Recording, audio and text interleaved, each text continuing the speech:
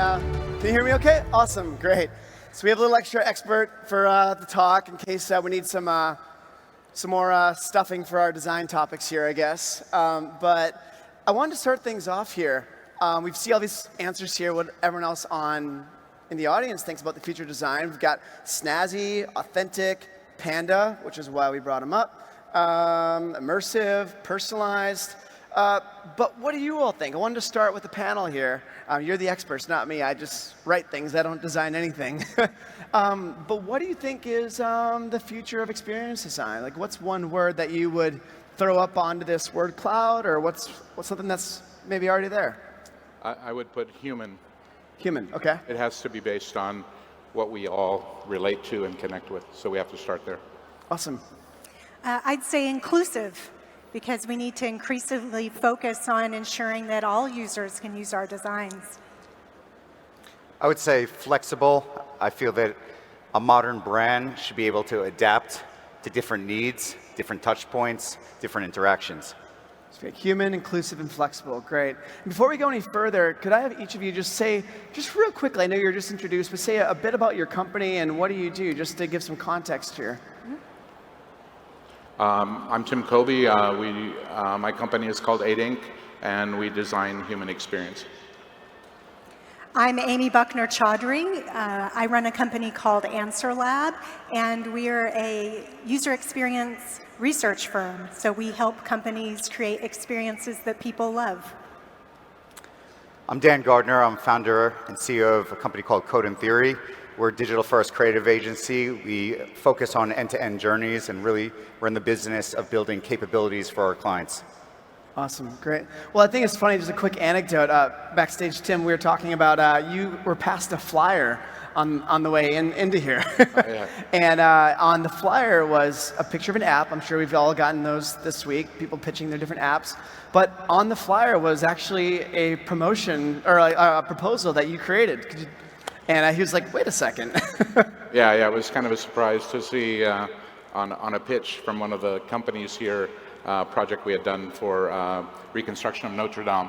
So anyway, it was a pleasant surprise to see it being used in promotion already.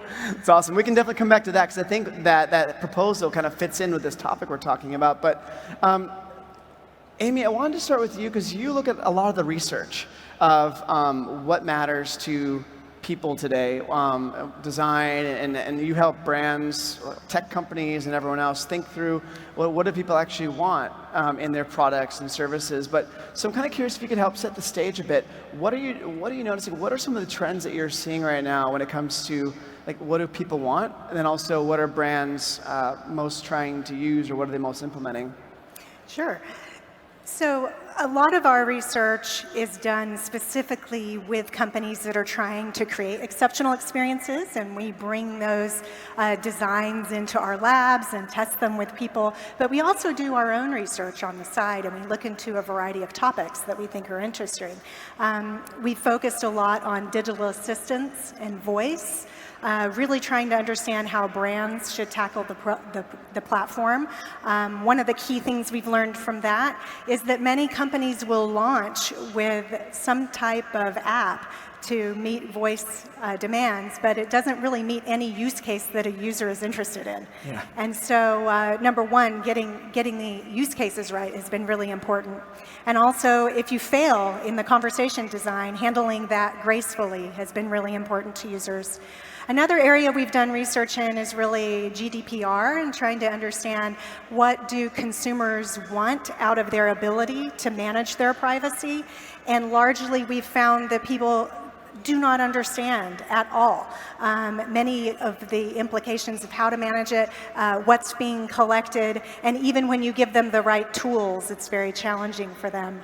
So those are two of the areas. I think we'll probably talk a little bit later about more inclusive design practices, but that's where our heart is right now. Yeah, well, it's interesting, even on the GDPR note, this week, I'm based in New York, but it's been interesting, every time I open a website, I get the same notification as we all get, like, do I want to let my data be collected? And it's so interesting, you can either click OK, or if you click more information, then you have this weird graph of, what data do I want to allow, what uses, and I mean, like, rightfully so, I think a lot of people would say, because it gives a lot more autonomy to the user, but I can imagine a lot of people, and I write about this stuff for a living, like the data privacy and stuff like that, but it's, even for me, it's a bit daunting to look at a graph with like charts and to even know what do I even want to consent to and whatnot. I'm sure the average person either is going to click OK and not really know what they clicked OK to, or they're going to just maybe get off that website and go somewhere else. And so I think it's interesting thinking more about this evolution of digital that we've had, not just with privacy, but just with UX in general. And Dan, I was wondering if you could talk a bit more about, you guys have been around for a while, like 2001, right? Yep. So what have you noticed? Give us a bit of context to what were you working on when you first started Code and Theory, and maybe how has that changed over the last decade and a half when it comes to websites and UX and what works and what doesn't? Yeah, I mean, when we started in 2001, digital was pretty immature. It didn't have the reach. We didn't have smartphones. Technology was in a different place. But even back then, the idea when we started the company, and the name Code and Theory kind of suggests that, it's that intersection of creativity and technology and how that can solve problems. And specifically, how that solve business problems and user problems and find the opportunities in between to really be effective. So over the long arc, essentially that's exactly what we do now. I think the biggest difference now is obviously there's a lot more maturity, and digital is really the first touch point of our lives, especially within brands. We touch the phone 200 to 400 times a day and sleep with it 2 feet from our head. So that's often the first touch point for any brand, and how that digital kind of connects into connected retail, how it connects into traditional advertising or marketing and all other places. Those are the problems we're trying to solve, how to connect those user journeys in really effective way. So when you think of a modern brand or the future of brand design, it's really about understanding those touch points and making sure the brand is meaningful at every time someone touches that brand. Well, it's interesting thinking about a lot of the newer, say, like direct-to-consumer brands that maybe start digital, and a lot of those, at least in New York, they're making pop-up stores. And I guess Warby Parker started off digital, and now they have a lot of eyeglass stores around the world. And so what are you noticing when it comes, this is for anybody really, but when you're thinking about something that goes not just physical to digital, but when you're thinking about going from a digital experience, and then how do you embody that for a brand physically? How do you go about doing that, and how do you work with the brand to create something that stays human? I know this is something that you think a lot about, Tim.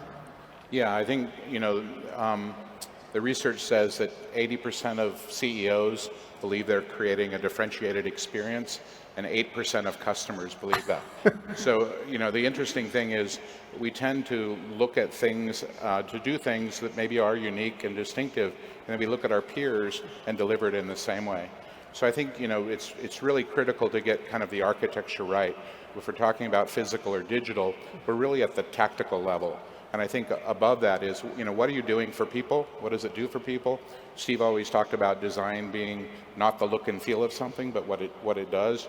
So you get the human outcome piece first, and then form a strategy to deliver on those outcomes, and then you take on the tactics to deliver on the strategy.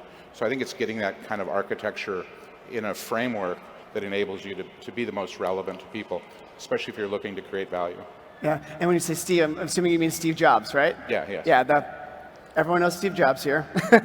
So on that note, I know you guys, you helped design the Apple Store. Yeah. So tell us a bit more about that concept, and because at the time it was kind of controversial, but obviously now it's become the standard in a lot of ways. Yeah, I think, design, probably one of the best measures of design is that it's obvious in retrospect, that when you look back at it. At the time, many of the news pundits were predicting that the Apple retail was going to be a failure. The night before we opened the first store, Steve was sitting on one of the tables and said, guys, what if nobody comes tomorrow, right? And so the idea that there was some risk involved from his perspective was part of the way to understand that we were disrupting whatever the current condition was. Ultimately, 10 years later, the pundits were writing great articles about, selling $36,000 a square feet in the retail program. But ultimately, it's about taking that risk. And the real risk wasn't listening to the pundits and whether or not others agreed with what you were doing. The real risk for Apple would have been to not do the program at all, to have listened to the pundits. Yeah, well, it's interesting too, like thinking about just like the experience you get when you go into an Apple store versus when you walk into say, like a Best Buy or whatever else. Everything's just super cluttered and those. And so thinking back to that, was there something that maybe when you're designing this experience, was there something along the way that maybe you guys maybe second guessed or changed that kind of helps to illustrate this idea of risk taking? Well, I think the idea with the Apple Store and frankly other interactions that you have, it comes back to what are your values. You're ultimately, any great band is about a relationship between people in the company and people you want to connect with. It has to start with trust, so you have to build on trust. But that relationship then, whether it's the environments or the communications, the behavior, the products and services, it's those 4 experience realms that help reinforce that relationship. And so you tend to understand the values of Apple because of those 4 realms. And whether that's other companies, it's kind of a similar thing. You express your values, it's easier to have a relationship. Cool. Amy, I know that your company works with a lot of different tech companies as well. And so how is that playing out in your world, whether it's with research like you talked about earlier, or when it comes to implementing this? Because I know there's a lot of companies that are trying to think through both the physical and the digital. I'm thinking of, I don't know, I'm not sure like which example you might want to use, but. Yeah, so I think what we've been finding is that as companies have so many channels, it's not just the physical and the digital, it's then when you're within the digital, there's so many different channels, and now we've got digital assistants and voice, and getting a seamless experience across all of them is virtually impossible at the moment. In all of the research that we've done, we find that these platforms tend to unsuccessfully hand off the person to the next platform because the information isn't retained about their last experience. And I think our recommendation is always to look at how can you stop designing in silos and look more across the entire journey that a customer is having with you so that their experience overall is truly seamless. So Dan, I know that you guys have done a lot with media companies. I know you've done some work in, I think, like 100 plus newsrooms, is that right? Yep. And as a journalist, this is something I'm always thinking about is not just the end result of the story, but it's like, what does that mean for consumers? And I started off in newspapers, and I got to see the newspaper I used to work at go from 7 days a week to 3 days a week with more of a push online. And it was interesting to see how readers reacted to that. But when you're thinking about going into a newsroom, what are the challenges from a design perspective that you think maybe media companies need to take more note of? Yeah, I mean, news is an interesting vertical because obviously the disruption of distribution has changed the strategies of what a brand needs digitally. For example, there's not much difference between a TV news broadcaster, a newspaper, and a magazine. They're putting out content primarily in the similar channels, especially the digital channels. So there's a lot of these organizations have had to take a hard internal look at how they're able to do that and how they create differentiation when content has in some ways become a commodity. I think the last couple of years we've seen sort of a reverse effect of this commoditization, sort of the race to the bottom of just monetizing through traffic and instead monetizing through differentiation of experience and content, and that is very unique to the brand. So you see, for example, a re-rise in the ability for magazines to lean on their brand and their brand purpose and how that manifests itself in the tone and the execution and the services and the products and the events that come out of a publisher versus just the content stories in itself. And I think the behind the scenes of that is just as important. I think that's the part where they either thrive or don't thrive, and we talk about data and connecting touch points across different platforms. Media companies have to do that in the most effective ways because they have to understand how to move an audience from one channel to another channel, to their own channels, to distributed channels back. So the ability for platforms behind the scene to make sense of that in very engaging ways that become very personal and very meaningful, the stories itself and the experiences have to be meaningful, is really where we see a lot of focus being put on so they can tell the stories in the most effective ways. Who does it really well, you think? Well, I'd like to thank the clients we work with do it really well. I mean, we're doing interesting things with CNN, with the magic wall for election. I think the idea of data visualizations is a differentiator on how to tell stories that are often very complex is interesting.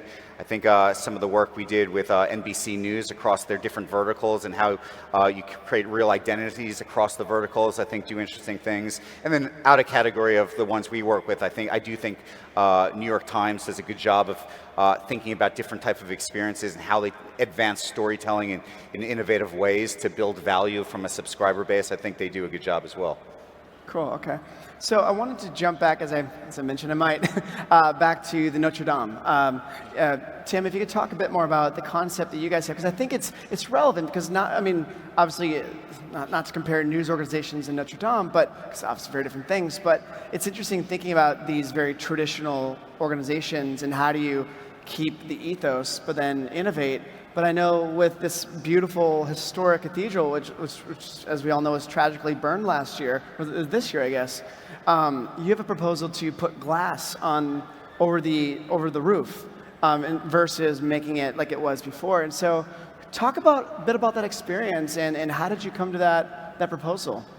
Well, I think our proposal was built on identically replicating what was there in terms of the proportions, the forms, etc. And the difference was, part of that was respecting the heritage of French Gothic cathedral, the architecture that was there, and then reinterpreting that existing form into a new material. So the idea of it being glass still kind of kept that ephemeral quality.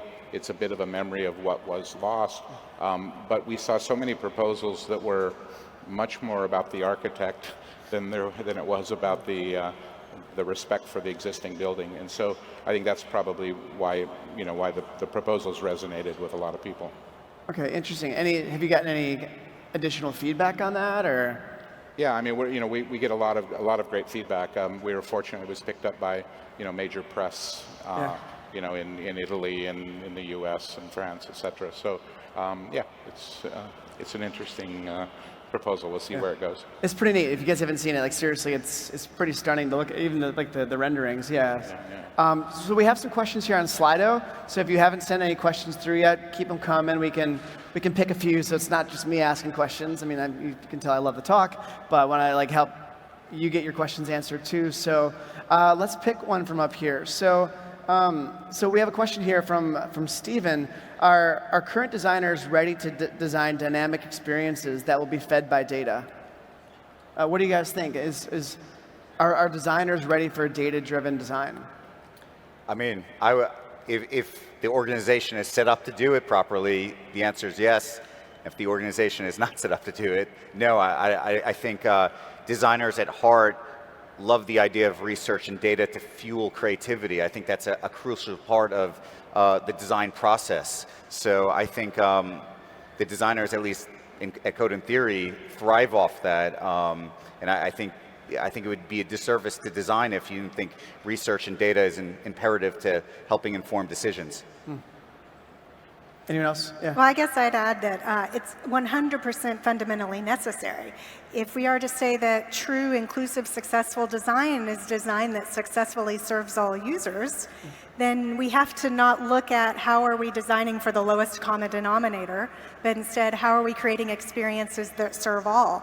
And ultimately, over time, that's going to require quite a bit of dynamism. And I would say that I think the idea of a hero designer is kind of an outdated thing.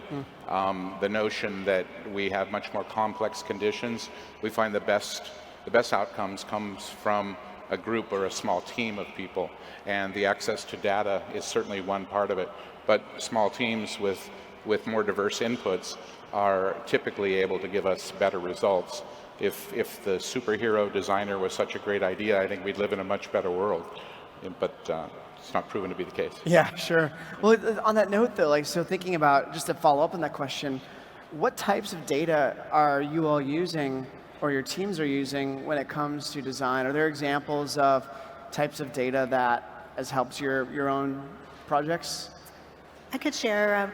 So what we've been seeing is that most companies are currently having an enormous appetite for insights right now, and in particular, insights tied to their design process.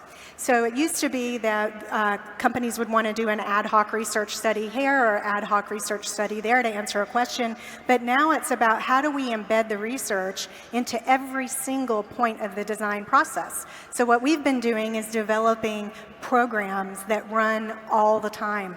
So you always have research happening on a Wednesday. You have a team of researchers dedicated to your product. So every single idea that you're coming up with has a place to be vetted with users. So that's really where I see the future going for research, is that more and more programs and companies will be really putting this ongoing, continuous insight into their process. Cool. Either of you want to add to that? I would just add that I think when you look at data, you have to recognize that it's very easy to get data with hindsight. You're looking at things that there's already a precedent for. And when you're asking people their opinion about things, they're going to give you the opinions based on the perspective they have of what they know. But a big part of the data has to come from foresight, that it's looking forward and it's looking at things that may not already exist. And therefore the forms and the type of data, whether it's structured or unstructured data, the idea that you're getting information and input becomes a super valuable tool. If you look at, Scott Galloway has something called the new algorithm of value, and it says the most successful brands are the ones that have the most receptors, the most touch points with their customers, and can garner the most intelligence from those interactions. So I think the data points, part of it will understand hindsight and behavior, and the other part has to have more predictive, and particularly in a time where we have such rapid rate of change, it's important to have more and more focus on foresight. Yeah. Dan, you want to add anything? Yeah, the only thing I'd add is I think it's pretty widely known, obviously data can inform design decisions, and I do agree that there's also, that's a historical or kind of view on things, and creativity could sometimes about taking risks beyond that. But I think the biggest challenge with data isn't knowing that we need to use it, it's these larger organizations with the silos about how they're put together and how they mesh the data across that in actionable, effective ways. So it's less about a moment in time and setting up so the platform and the system can inform the organization to make those decisions effectively. Cool. So lastly here, I'm always interested in how people get their own creative inspiration. Like what are your, we've all seen what each of you output in terms of projects and stuff like that, but what are those creative inputs? Like who are the people that are inspiring you, whether they're designers or authors or musicians? I'm just kind of curious if each of you could answer, who are some of the creative people that you've been influenced by lately?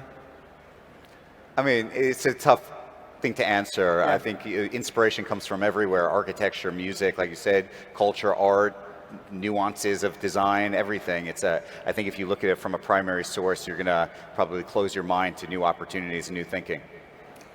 We're not designers at Answer Lab, we're researchers, so we take inspiration from users and humans, and in particular, talking to groups that usually don't get included in the research, because often we get insights from them that can serve everyone. So think about being able to talk into your remote control now. That was originally to solve a use case of visual impairment, but now everyone loves talking into their remote control. So our inspiration really comes from everyone here. Tim, any last thoughts? Yeah, I agree with what's been said here. I think it's diversity of thought, diversity of input. Look at people who are focusing on abstract things as well as literal things. I think you want to draw from those areas. Awesome. Well, thanks to all of you for being here, and thanks to everyone for listening. Yeah, have a good